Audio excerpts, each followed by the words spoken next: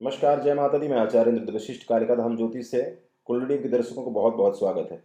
छठ व्रत में इस बार जो कि 10 नवंबर 2021 को ये व्रत मनाया जाता है। छठ व्रत कहते हैं, षष्ठी कहते हैं, सूर्य षष्ठी भी कहते हैं।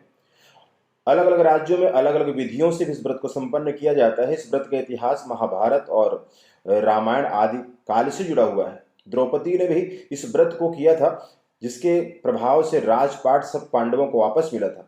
और माँ जानकी ने, माँ सीता ने भी इस व्रत को किया था। छठ व्रत वाले दिन, इस दिन सूर्य डूबते सूरज को भी अर्घ्य दिया जाता है। उगते सूरज को भी अर्घ्य देते हैं और डूबते सूरज को भी अर्घ्य देते हैं।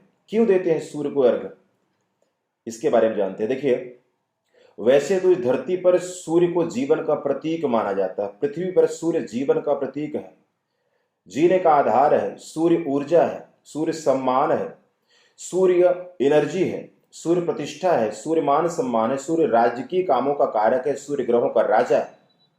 कार्तिक महीने में जब ये व्रत आता है, इतना पवित्र व्रत जो कि बहुत ही तपस्या वाला है, बिहार आदि राज्यों में और भी जहां जहां भी इस व्रत के इतिहास जानने वाले लोग हैं, इस व्रत को 3 दिन तक करते हैं। और इस व्रत में निर्जल रह करके आराधना की जाती है। कमर तक पानी में खड़े होकर के सूर्य को अर्घ्य दिया जाता है।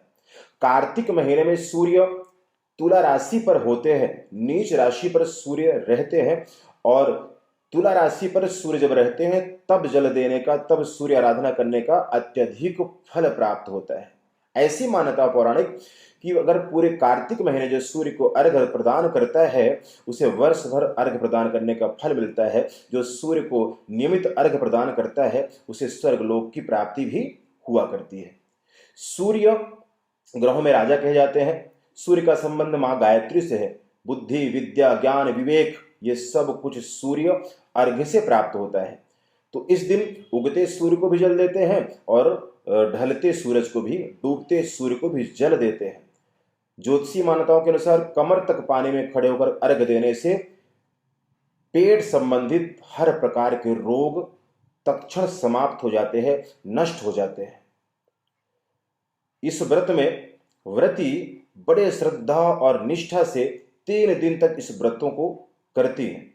इस व्रत में कौन सी सामग्री पूजन का उपयोग किया जाता है? वैसे तो अलग अलग राज्यों में कुछ अलग अलग सामग्रियां या कुछ अलग अलग विधान होते हैं, देश रीतियां होती हैं, लेकिन मुख्यतः किन सामग्रियों को उपयोग करते हैं? वैसे इस व्रत में व्रत से पहले ही घर की पूरी साफ सफाई, साज सज्जा करके व्रती बड़े शौक और बहुत श्रद्धा से व्रत को करता है।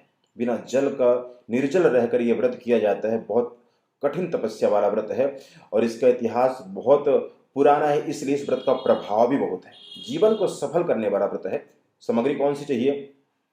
देखिए, 5 गन्ने पत्ते वाले गन्ने, शकरकंदी, सुथनी, पान, सुपारी, लौंग, इलायची, हल्दी, मूली, अदरक, केला, कदली फल, नाशपत्ती, पानी वाला नारियल, मिठाई, गुड़, गेहूं, चावल का आटा, ठेकुआ, चावल, सिंदूर, मौली, धूप, जोत, घी। मुख्यतः यह सामग्री तो चाहिए इस पूजन में। और इन सामग्रियों को अर्पण करते हुए छठ मैया की पूजा की जाती है। मां षष्ठी की बात करें तो माता षष्ठी पौराणिक मान्यताओं के अनुसार ब्रह्मा जी की मानस पुत्री को षष्ठी देवी कहा जाता है। इसलिए षष्ठी मैया की पूजा करने से पुत्र, परिवार, स्वास्थ्य, यानी कि हर तरह सुहाग से लेकर हर एक अनेक मनोकामनाओं को पूर्ण करने वाला ये व्रत है। इस व्रत को करने से जीवन में आरोग्यता की प्राप्ति होती है और कार्य सिद्ध हुआ करते हैं। जानते हैं षष्ठ मैया की पौराणिक मान्यता क्या है? कैसे उत्पत्ति हुई देवी की और कैसे पूजन विधि षष्ठी मैया की या सूर्य षष्ठी की छठ व्रत की पूजा विधि कैसे शुरू हुई, इसके बारे में जानते हैं। पौराणिक मान्यताओं की माने तो एक बार राजा प्रियव्रत की कोई संतान नहीं थी। उन्होंने महर्षि कश्यप से मिले। महर्षि कश्यप से मिल करके सलाह मांगी तो महर्षि कश्यप ने पुत्रेष्ठी यज्ञ करने की सलाह दी। राजा प्रियव्रत ने पुत्रेष्ठी यज्ञ को किया भगवान के आशीर्वाद से उनकी पत्नी मालिनी एक दिन गर्भवती हुई और एक पुत्र का जन्म हुआ। परंतु मृत पुत्र पैदा हुआ, मरा हुआ बेटा पैदा हुआ, जिससे बहुत दुखी हुए महर्षि कश्यप और राजा प्रियव्रत ने बहुत प्रलाप और विलाप किया, आराधना की। तब ब्रह्मा जी की मानस पुत्री ने आकर के स्पर्श करके उस मृतक पुत्र को जीवित कर दिया। और इसके बाद से ही छठ पूजा की परंपरा शुरू हुई। सूर्य षष्ठी यानी षष्ठी माता भी ब्रह्मा जी की मानस पुत्री को ही कहा जाता है। एक अन्य पौराणिक मान्यताओं के अनुसार ये इतिहास, ये व्रत, सूर्य पूजा महाभारत में कर्ण से शुरू हुई।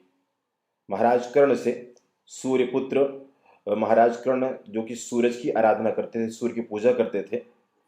तो भागलपुर बिहार में स्थित है, इसलिए बिहार और उत्तर भारत में और भी कुछ राज्यों में इस व्रत का विशेष बहुत शौक से, बहुत हर्षोल्लास से मनाया जाता है। पहले दिन नहाए खाए, दूसरे दिन खरना, फिर तीसरे दिन, चौथे दिन उगते सूरज को जल देते हैं और तीसरे दिन डूबते हुए सूरज को अर्घ्य प्रदान करते हैं। और अगर आप विस्तार से देखेंगे, यह धार्मिक मान्यताओं के अनुसार, ज्योतिषी मान्यताओं के अनुसार इस महीने में वैसे भी विष्णु आराधना करने का, सूर्य आराधना करने का जीवन में अपना अलग महत्व ही मिलता है, अलग फल मिलता है। वैसे भी संसार में, इस यूनिवर्स में जितनी भी चीज़ें हैं वही काम करती है, फिर वो चाहे पॉजिटिव एनर्जी हो या नेगेटिव एनर्जी हो। इसलिए जो इन पर्वों का ध्यान रखता है या जो व्रत करता है, जो तप करता है, उसका ये जीवन भी सफल होता है और जन्म जन्मांतर तक सफल होता है। छठ व्रत का इतिहास ही है कि सूर्य आराधना करने से, षष्ठी का व्रत करने से, नियमित सूर्य आराधना करने से मोक्ष और स्वर्गलोक की प्राप्ति हुआ करती है।